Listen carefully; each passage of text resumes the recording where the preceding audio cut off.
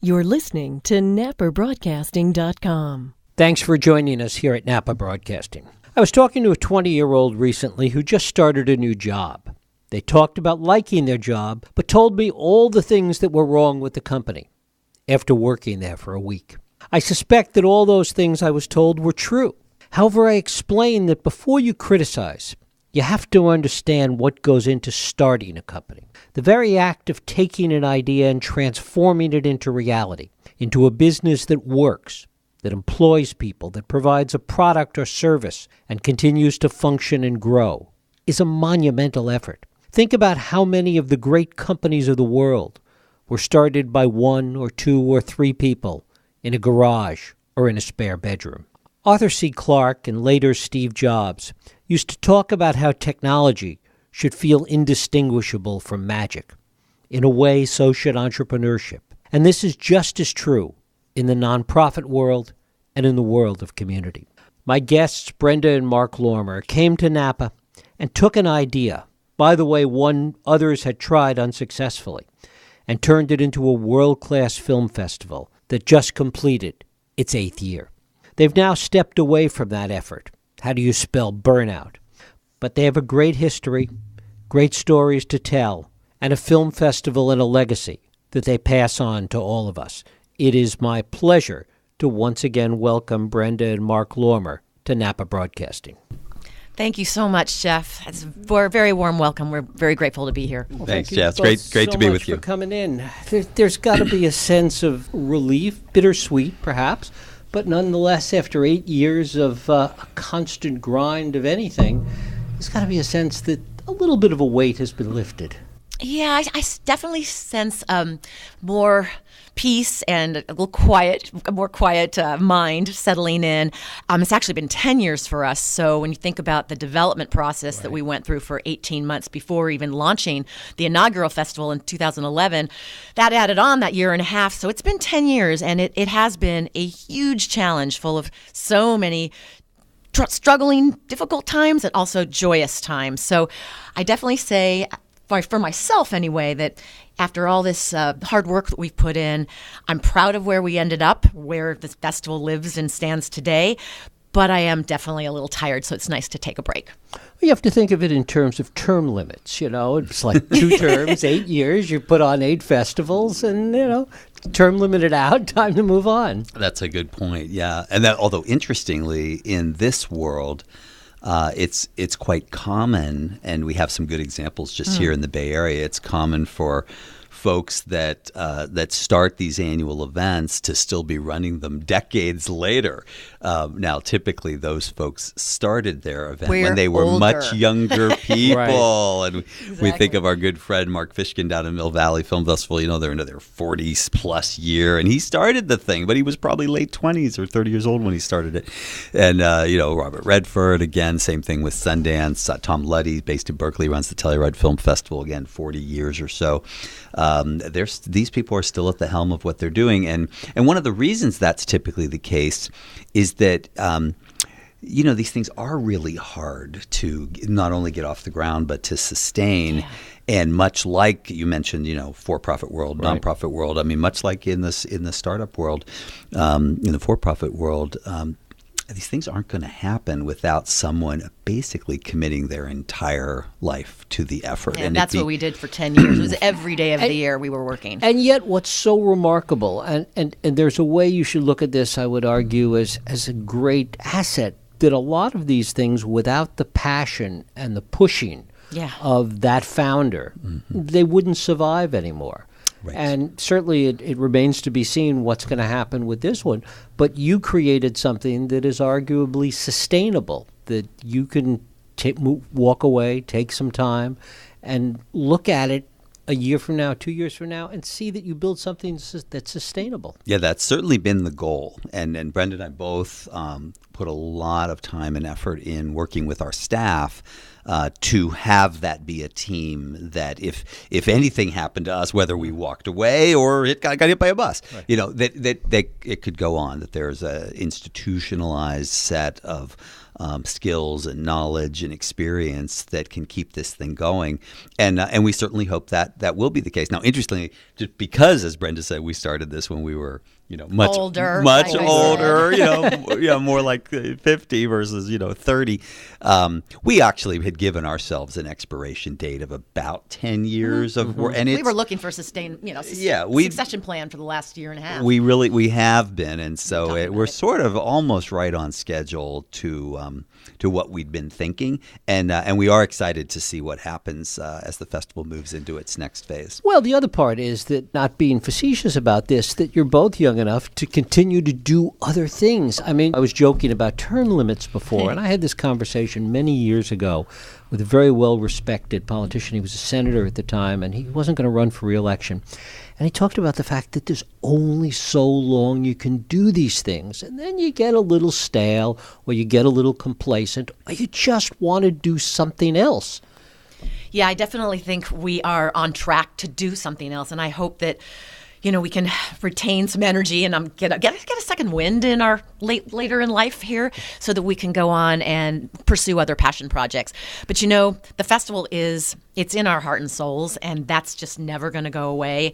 And we've done not only the 10 years here in Napa, 8 festivals, but we also had run the Sonoma Valley Film Festival for 7 years. So that's 17 festivals that we've done, or been in the festival world for 17 years. So I think that it'll always remain in us, and I hope that we can contribute to the festival as founders and as people who will attend and be supportive and be open to give advice if ever asked, or just do whatever we can to help it move along, but then take the majority of our life energy and put it to other passion projects that we have basically put off for 10 years.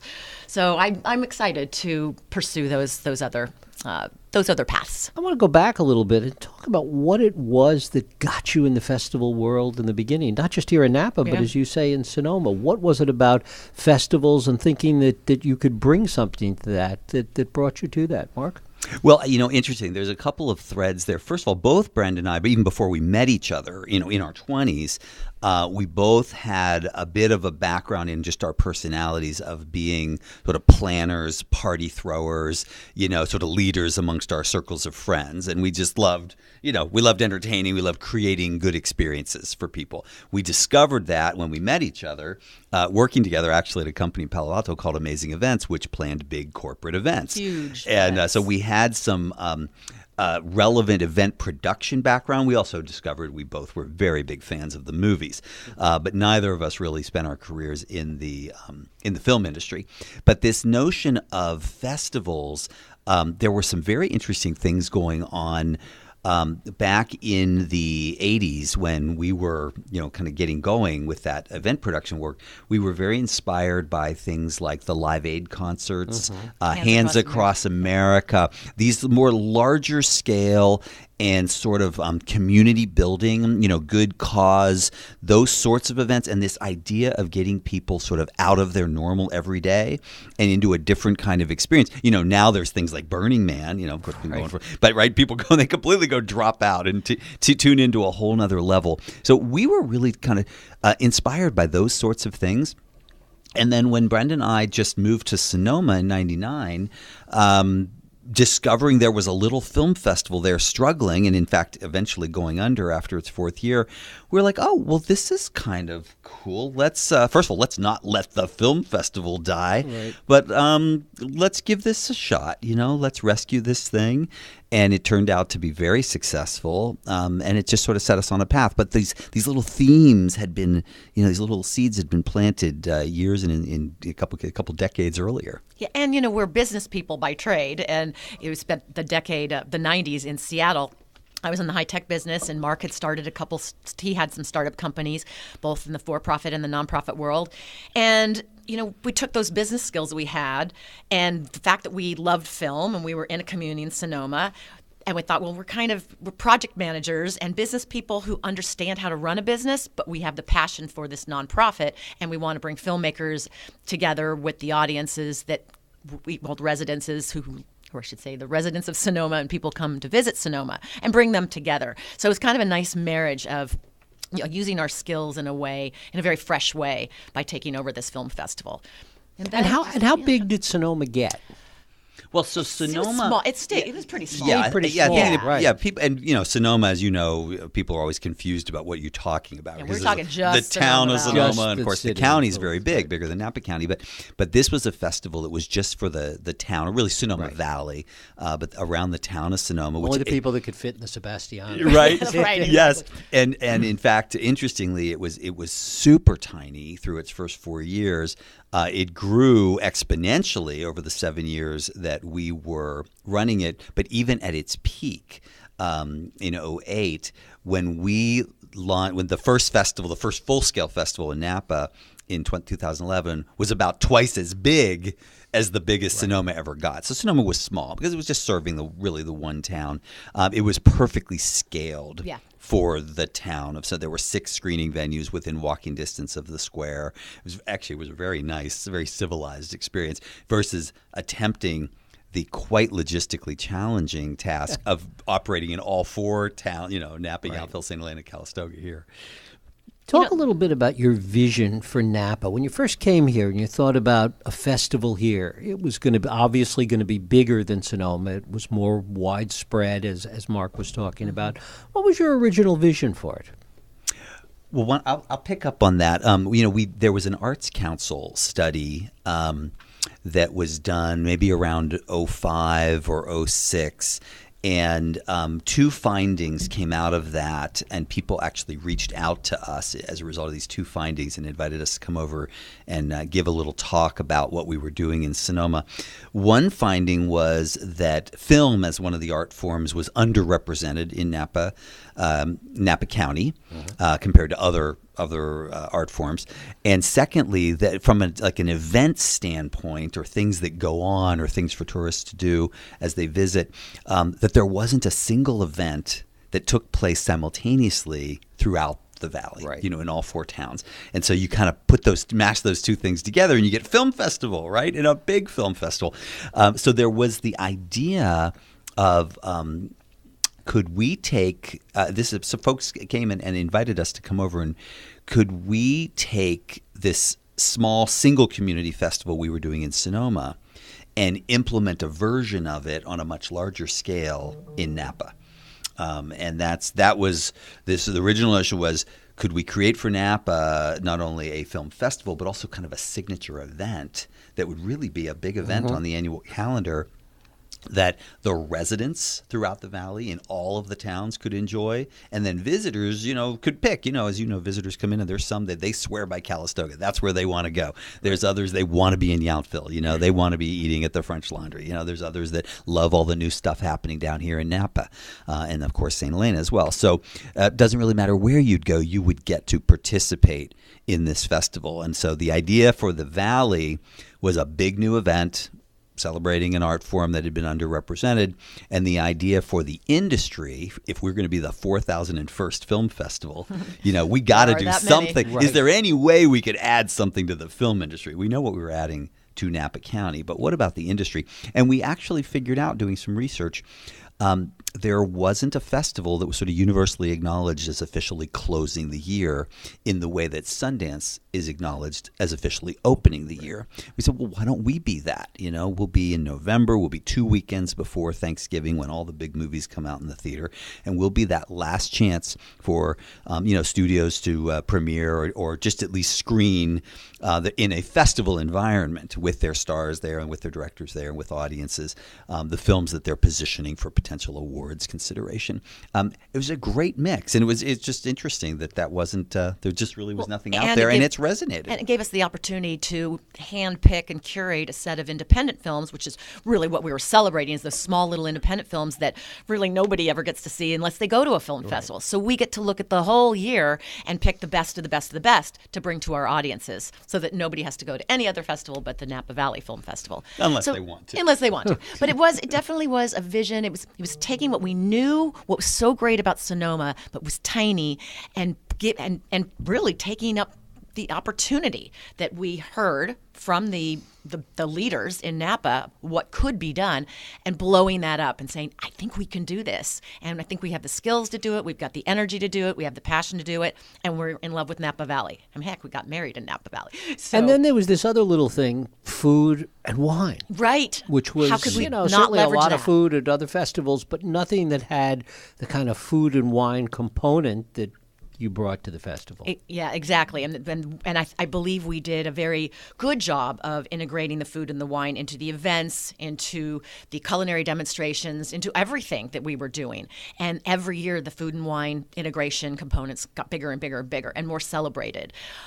We were lucky that we had the opportunity to leverage the Napa Valley brand. I mean, Napa Valley is so well known. We thought even more so than Sonoma, because people think actually when you say you're going to Napa, you're actually going to Sonoma, right. But you actually, people get it right. Confused, as you know. So we thought, let's take everything we know and blow up this vision and see if we can start something that's really magical that people will come to. And again, celebrating what we love, the film and the food and the wine. As you started this undertaking, what were some of the biggest challenges that you faced that maybe you hadn't anticipated, both economic challenges and logistical challenges? Well, I'd say starting right off the bat, coming to terms with the fact that we were going to be creating a nonprofit versus a for-profit, because we struggled with that back in the development stages, starting in the summer of 2009. And Mark, maybe you can speak to that and why we chose the nonprofit space, because that leads to additional challenges like constantly have to fundraise. And I think that's the number one challenge we've struggled with from day one. Right. Well, yeah, there were two things about the timing of getting this thing going. We'd come off of producing the film Bottle Shock, which was 2008, and then Sundance 2008, and then took around the country in theaters and supported it through second half of 2008 and first half of 2009. So June 2009, we're sitting down. We're actually in the courtyard at Trevina, former Trevina. We're sitting there with Terry Hall from Napa Valley Vintners, and we're talking about, should we really get serious about this film festival? Testing our vision on some and he's stakeholders. He's like, do it. But it's the summer of 2009. It's the depths of the recent recession. We had talked to some folks about investing in doing this in a for-profit model, not because we thought this was going to be a big money maker, but because we thought, much like people have restaurants and Broadway shows, they're all for-profit. Not hardly any of them make any money, but there's this notion of people want to invest in these things. They get excited about it. They get excited about affiliating. You have investor capital, and then the people behind these things actually do keep complete control, because it's a for-profit as opposed to a nonprofit model where it's more sort of community-based in the ownership model. So anyway, we did talk to some folks about it who were very interested in seeing us do this, but people were basically only looking the economic climate right now. Right. No one's going to be in an investment mindset, but everybody wants you to do this. So how do you solve that? So we did in fact create it as a nonprofit. We set about recruiting a bunch of founding patrons. We created a founding patron program. So basically, people were making a donation by effectively pre-purchasing the first year of their experience at the festival, and then they just continue doing it because they got addicted to the experience we created for them, and that actually is what helped. We hope they do. It was a group of about 90. We were shooting for 100. We couldn't have done it without them. We had about 90 founding patrons that helped us get this thing off the ground, and we did launch it at a very large scale. I mean, the only other festival we researched, it's like the only other festival we could think of, we could come up with that was launched anywhere near the same scale for its first year was Tribeca after 9/11, but that had De Niro behind it and $10 million from American Express. And talk about that, not Tribeca, but the scale at which you launched, because I think that really goes to the heart of the undertaking that we're talking about and that I was alluding to in the introduction, that a lot of these festivals really start small. Right. I mean, if you look at all the big ones today, I mean, you were mentioning Sundance before. Sundance not only started small, but was close to bankruptcy at least twice that I'm aware of, and maybe more than that. Telluride couldn't have been tinier when it got started. I mean, these were all small undertakings. They grew over time for whatever reason. but you started this on a pretty large scale for a film festival.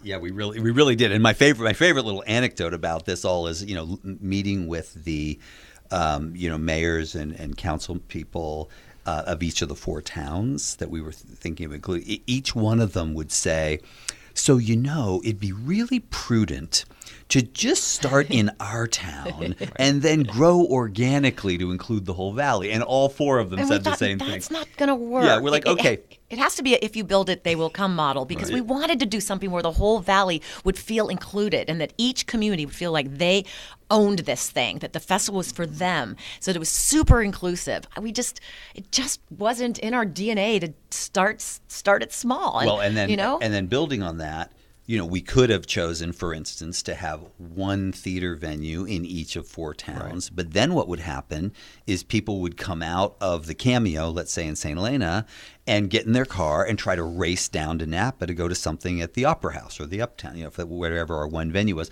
So then we had this idea that we wanted to create these walkable villages in each town, much like our former Sonoma Festival. So we wanted to have at least 2 venues, if not 3, in each of the 4 towns, so that people felt like they could have a whole day in that town. We did not want people running up, because also we wanted people drinking the wine all day long. So it got big fast. All these considerations build on each other, and we've ended up with anywhere between 9 and 13 screening venues every year at the festival. All pop-ups except for the Cameo. And interestingly, in laying down that big footprint year 1, we've actually never gotten bigger than that. Right. It's like we put big footprints in the ground, and then we've just sort of grown audience to fill them in, because that's what's been growing of course, the audience has been growing every year. But I think back to the challenges, though, I think that you said something earlier, Jeff, about kind of maybe the tenacity you have to have as a founder. And we put our own money in, too. I mean, we put our money where our mouth is, and we thought, we're going to have to work so hard to make this, we have to work harder than anybody else to make this work. One of the things, again, we had to have the tenacity to just say, we're going to do it. We're going to do whatever it takes. And one of the things that Marc was chartered to do, or you took on yourself, was going out and finding those founding patrons and finding sponsors and partners and asking people to support the festival financially. And that's a hard thing to do, especially in the first few years. And I know there were some people in the community who thought that we came off too strong because we were asking for help. And I think that's just something you have to do as a founder, and you have to just know that there's going to people who are going to say no, people who don't want to support you, and hope that over time that those people who maybe were naysayers or who were they were doubting you come around and support you in the end. It's complicated. What makes it more of a challenge, and you see this in nonprofit media efforts too, that on the one hand you're looking for sponsorships, corporate sponsorships, big business, and at the other side of it, you're going to individuals and trying to make them involved, or as patrons, as Marc was saying before. And sometimes there's a certain cognitive dissonance that comes up. Well, if you've got Lexus as a sponsor, what do you need me for? And people don't understand the mix. They don't understand the balance. And that's an ongoing problem in these efforts. Yeah, no, that's actually very true. And, it's, I'm really glad you brought that up. There's a standard model in the arts world that whether it's the symphony or the ballet, or whether it's, a festival of some kind, not just film, a music festival, a jazz festival, whatever, like Bottle Rock here, they all pretty much have the exact same financial model. About a third of corporate support. You mentioned corporate sponsorship. They have about a third of kind of big ticket, we'll call patronage, people buying the VIP packages. And then they have a third of kind of general box office, general public. And the last, maybe 10%, there'll always some miscellaneous merchandise sales or whatever it might be. But it's a very standard model, and almost everyone follows, with a little plus or minuses, a version of that. And it's even true whether it's for-profit or nonprofit. It's about the same mix. And so, interestingly, we approach this with a bias towards having individual support more than anything, because the idea has always been that this is sort of passion and vision driven, and at the end of the day, we're supporting filmmakers, who are trying to create films outside the system. The question is there any audience out there who cares about the stories they're telling, So a big part of the organization's mission is to cultivate an audience that will enjoy and appreciate the art that these filmmakers are in fact making. And it's an often overlooked piece of what film festivals are doing. They're actually helping to train audiences to be interested in this kind of great storytelling. Right. I mean, part of the problem in doing that in Napa, and it's so easy to see all this in hindsight, is that you have half, and I don't know you guys know what the numbers are, but part of the audience, a big chunk of the audience, are people that are visitors, as you were talking about before, and they don't have a stake in it. So it changes the equation. You know, if you have the symphony in San Francisco, a large part of the people that are going are people in the community, people that live in the city. Absolutely. There's a connection to the community.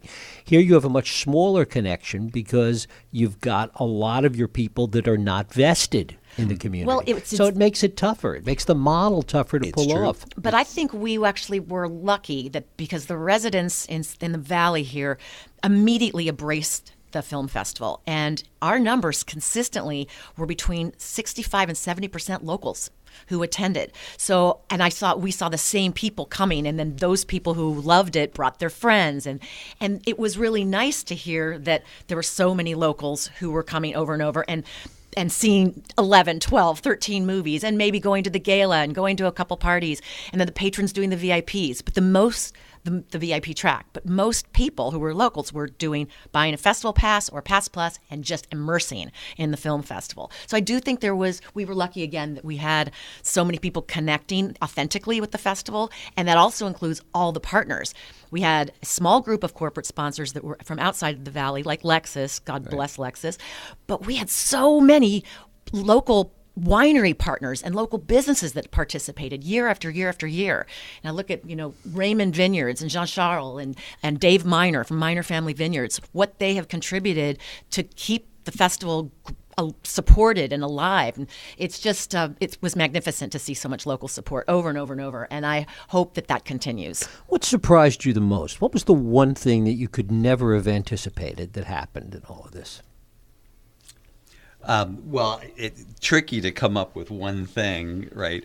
But I used to say back in Sonoma that I was always surprised that when we went out into the community and we told people what we needed to pull this thing off, that it was always surprising that more often than not people said yes. You know, if we're asking a winery to participate, we say, hey, we really need you to host this reception, and they'd say yes, right? And in Napa, indeed, again, going back to the beginning, like Brenda just references, with these hundreds of partnerships we have. Well, that first 18 months running around the Valley, not everyone was saying yes. No, of course. It was hard. And people were really licking their wounds. There were some doubts. There were some doubts. But we could do it. But and Jeff, you mentioned even at the outset, you mentioned other people have tried to launch a film festival for Napa in the past. There were some people who'd been involved in those efforts, felt burned perhaps, right? So there definitely were some people who wanted to sit on the sidelines and see. But more often than not, what's always been quite gratifying and to some extent surprising is how many people have said yes, that I want to participate. And then when you ask them, why do you do this over and over? Why do you donate over and over? This, you participate, you open your doors, blah, blah. You don't really see any business, or are you really measuring it? And they said, we don't care. It's just fun to be involved with this. It's a cool event. It's great for the Valley. It feels good. I feel good participating. And hearing that is super gratifying. Well, and I think that response from partners, and again, I'm so grateful for all of them. It kept us going, because it was in the hard times. You need to know that you need to have some kind of gratification from people who are participating, and it was we were very grateful that so many people kept saying yes. They also would say to note that there was a brand association that was a positive brand association for many, many, many of the partners. And so I hope that it did indeed increase their sales, or at least increase their visibility in some fresh way that they wouldn't have received if they hadn't participated. Did it get easier in subsequent years? Not the fundraising part. Yeah. Now, interestingly, that was always the logistics of putting this thing on definitely did. And what really helped there was the incredible continuity we had with everything from the external partnerships down to the internal team. People that have, now there's several folks that are still working on this film festival that have been involved since year zero. The operations team that comes back year after year, the 600 volunteers that come back. And it gets smoother and smoother each year. And we definitely saw that. And what's interesting then is as folks, we sit around and we debrief after each year and we're like, God, we're not as wiped out as we were after those first few years. Let's get better. We're not needing 3 months off. We're like the week after the festival, we're like, did we just put on a festival? And so what that then ends up spurring on is people start thinking of, well, what new things should we do? Let's challenge ourselves. How can we keep things fresh? Let's freshen things up. Make this more and it was exciting? a really interesting source of new ideas that we started to see over the last few years. Now, as you know, we've experienced some incredible challenges here. We had the earthquake the one year that wiped out all those hotel rooms. We had the fires where we thought we wouldn't even have the festival at all, and then we did. I mean, that was probably the most heartfelt moment of the whole thing. Was the 2017 film festival. It was just an incredible experience. But through it all, we've persevered, and again, it's not just the two of us. It's the hundreds of people and businesses that are all attracted to what this is and what it can be, and have stuck with it. And indeed, there is a sense of it does get a little bit easier each year. But as Brenda said, at the end of the day, you got to pay the bills, and it wants to get bigger every year. Everybody wants to get paid more money every year. Every year you're back to zero, and you're starting to push that big rock back up even bigger hill. So that doesn't get any easier. You also had some venue challenges along the way. You mentioned pop-ups before. There were a lot of, for all the places that we have here, you had some real venue challenges over the years. Yeah, I would say the biggest challenge has been Calistoga, just because, and our former mayor, Chris Canning, what a great guy. He's the first to say, we here in Calistoga are venue challenged. We really don't have any place for you to create a pop-up. So we scratched our heads, and in 2017, we had to take a break because we really did not have a venue.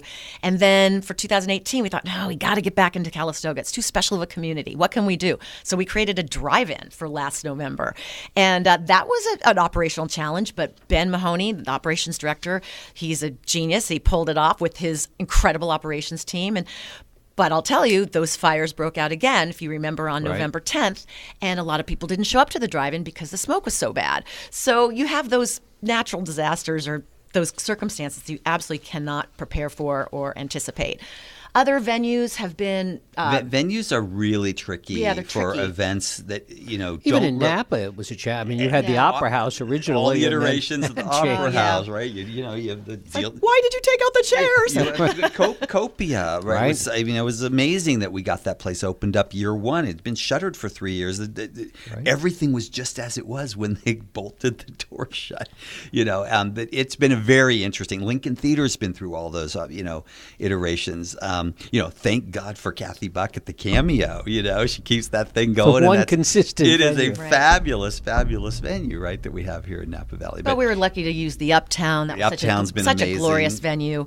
And even Native Sons, you'd never think that would be so exciting. In St. Helena, people loved the pop-up theater at the Native Sons. They loved it at Farmstead, the 80 seats in that little tiny outpost of a building behind the restaurant. So I think one of the things that was integral in our vision was to make sure that each venue really captured the spirit and the personality of the town that it was in, and trying to keep that unique ooh-ah factor alive. That people want to go to the venue, they want to go to Native Sons, and then they want to go to the Uptown. Well, it's a good point. It's really a lot of film each venue is a festivals, personality. Many of the film festivals around the world take place in multiplexes. And that's boring. It's like you could go down to the Century Cinemas, you could do a deal with them and say, here's our film festival, we're on 8 screens and come on down and see films. But you could be anywhere, right? Could, and so this is sort of much more interesting, the way that we're doing it, not only with the personality of the venues, but the location that they're in. Is there each of the towns. anything major that you would do differently?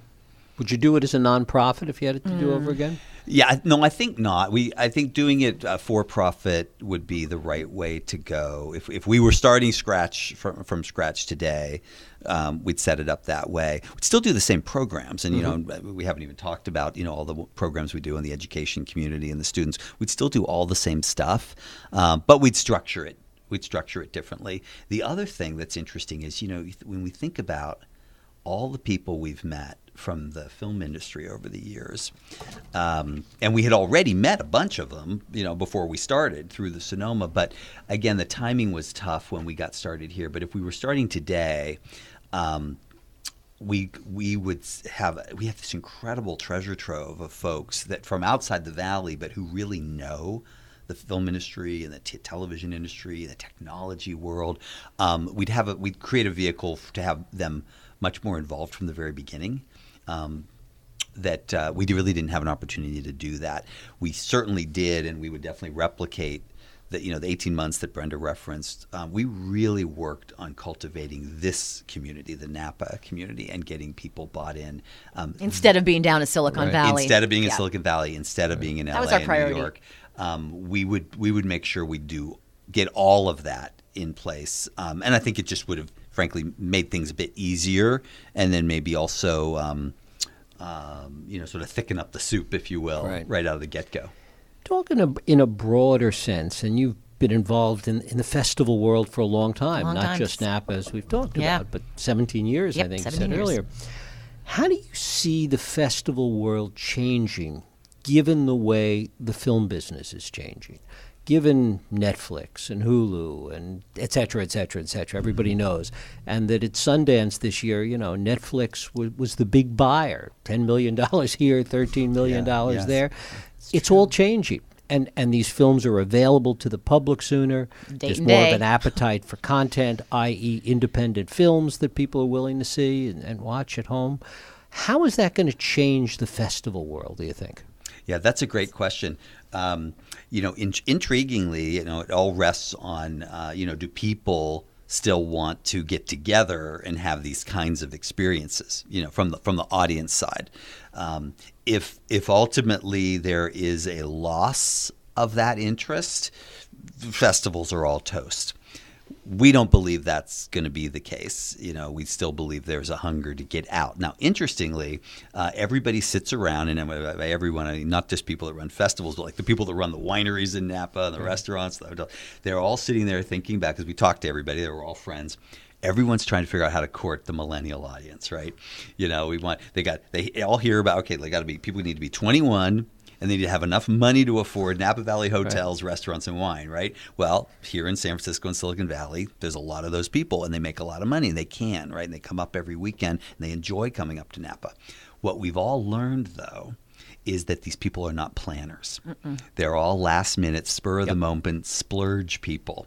Yeah, so they wake up Saturday morning and they text all their friends, we're going to Napa, let's go. And they will spare no expense. Problem is, you can't build a festival audience that way. If we want people to come for a 5-day immersive experience, you need to plan your hotels, get your passes. You need to do that months in advance, and it is completely out of sync with the way 20-somethings operate. So that, I think, is the biggest question for the future. Now, good news is that those folks who are 45 and older are living longer. And so it'll be at least 20 or 30 years before we're going to have to really solve that problem. But I do think if people want to really look far out, down the horizon. But by then the millennials will be older and they'll have to plan because they'll need babysitters and the like. Maybe. I don't know. But if you've never experienced it, right? If you've never experienced the world where you had to actually plan anything, how do you develop the skills to do so? I think that's kind of a fun thing to wonder about. I think your question's interesting, though, about the future of festivals. In another way, this is a question that we were asking ourselves and our team when we were running the film festival here in Napa. What is going to happen? And I know I had a hallway conversation with the current program director, Whitney Haskin, who was working closely with Marc. She came to the office one day and she said, "Oh my God, the LA Film Festival just closed its doors." How could a film festival fail in LA? It's been around for years and years. It was well respected. Oh boy, something's happening here. And so that question is, we need to, or whoever is running a festival needs to sit down and constantly be asking themselves that. Look at other models. Is there a pop-up venue in the middle of the festival that's a venue where everybody just comes together and they're all experiencing one film silently together, or they're watching short films on their phones and then talking about it. I don't know what it's going to look like, but I want to believe in my heart that people will always want to get together with others to talk about a movie or something that's interesting to them and talk and get out of their phone, get out of their house, get out of their cars. I want to believe that's still going to be a human desire, but I don't know. And I think we still have to, all of us need to continue to ask that question. I mean, I think there is that human desire. Whether it revolves around film or not is a question. Right. I mean, the one area that seems to be thriving is concerts, and live performances. And people are coming out for those. Music in many will always, cases. always be successful. But other than that, it's tough. Yeah, it is tough. And, I'm intriguingly, our friends who run the Bottle Rock Festival here, they've gone to a 3-day model, right, from the original 4. It was intriguing talking with them when they would tell us that, we all know those pets, so they all sell out instantly, right? It's jammed to capacity. It's super successful.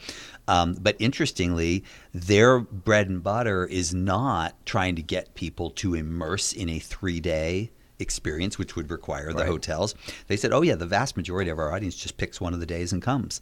And so they got all their people who are their Friday people, and they have all their people their Saturday, and all their people their Sunday people. That's not film festival's so different. That's not what a film festival's about. Film festival is 3, 4, 5 week long, full immersion, much like going to Burning. You don't go out to Burning Man for one day. Right. It's a full immersion experience.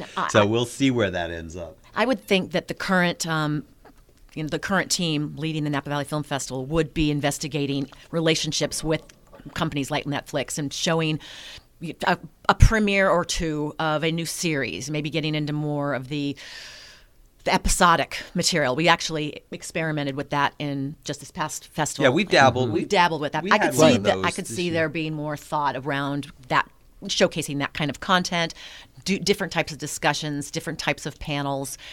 It's going to evolve, and I'm really curious, how is Sundance going to continue to evolve? How are the prestigious festivals going to be changing their models as content viewing habits change? Right. I mean, their models, are twofold. I mean, they're festivals, and people come and enjoy the films. But some of those festivals, Sundance being perhaps the penultimate example, become markets, which is a whole different part of the equation. Yeah, and that was never part of our vision to become a market festival. And that's the whole different, that's the bookend idea. They're the start of the year. The studios go to see the fresh content and to buy it up, right? Fill up their pipeline for distribution. We're at the end of the year as more of a showcase as things are coming out the back end, as well as Brenda said, for people to see the best stuff that they may never see anywhere else. The beauty of the way technology is evolving is almost everything of quality is getting some way for viewers to see them later digitally, right? You're just never going to have that experience of being in a room with a bunch of people with the creators there, which is what you get at a festival. And, of course, doing it in Napa Valley with all that great food and wine. And that's an important part of it. Talk a little bit about that. The fact that the filmmakers are there, that people get an opportunity to interact. Oh, I think that is the most special component. And it was very rewarding to hear from our audiences when someone would come up to me after a film and say, God, I've never been to a film festival before, and I just saw this magnificent film, and I got to hear the director talk and tell me about how the film was actually made. And then I got to meet the actor, and I got to hear their stories. I don't think people understand how rich of an experience that is until they're there.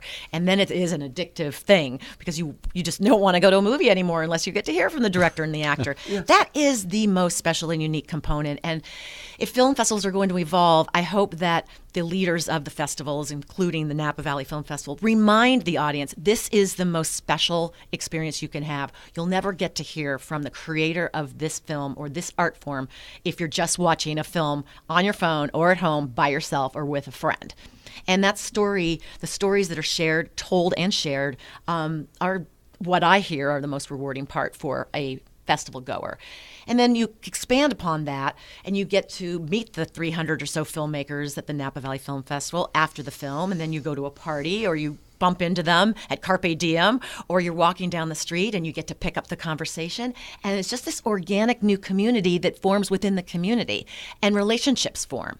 And I think that's another component of the festival that we were so proud of and that was rewarding to us personally, especially when we were really tired and stressed out. We got to see these relationships form and hear from filmmakers that they met another filmmaker at the festival, and then they became friends, and now they're making a film together. Or you hear that filmmaker met a patron or an audience or anybody from the audience, and they started talking, and now that they're friends. And that filmmaker may be even getting financial support from a patron they met at the festival. We've heard those stories. So that whole human interaction component of a festival is the most tangible and rewarding part of what can happen at something like the Napa Valley Film Festival. It's going to be interesting to see if it can get any bigger and how that can evolve, because one of the things that becomes clear, I guess it's like everything else, the bigger things, the bigger events survive. Sundance will survive. South by Southwest, because it's so big and so all-encompassing, will survive. Big will survive. Whether the smaller independent efforts can continue, it's an open question. It is an open question. Another challenge we have, which I think all festivals, film festivals have, unlike music festivals, we couldn't announce the films early on. We don't know the films and the filmmakers who are coming, and we don't know the celebrities that are coming until kind of the last minute. So a lot of people are out there wondering, what are they going to see? What kind of pass are they going to buy based on what they're going to get at the Napa Valley Film Festival? And that's a difficult situation to get out of. You can't, or I should say it's a difficult challenge to have year after year. If you need to promote your lineup in advance, but you can't do it until September, and then someone from... And by then it's too late to get rooms in Napa Valley. Yeah, the hotels are full on Friday and Saturday. Issue. So that's a challenge we had. I wish the current organizers a lot of luck in trying to get through that challenge. How can they get more passes sold early when you can't announce anything? You have to live on your laurels, and you have to live on the past, and you have to promote what was. Well, it seems to me it's two parts of it. It's one, you're living on your laurels. What have you shown in the past? And this has been good, and you take a chance. I mean, look at all the tickets they sell to concerts before they announce who's going to be at it.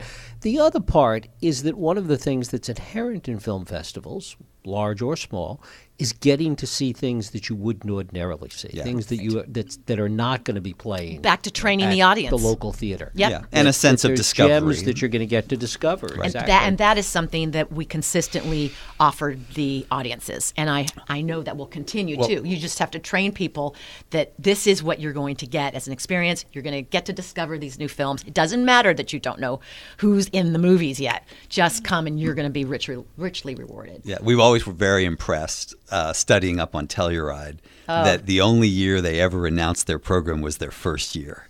And starting year 2, they realized, let's take all the pressure off. People came, they had fun. Everyone probably smoked a lot of dope.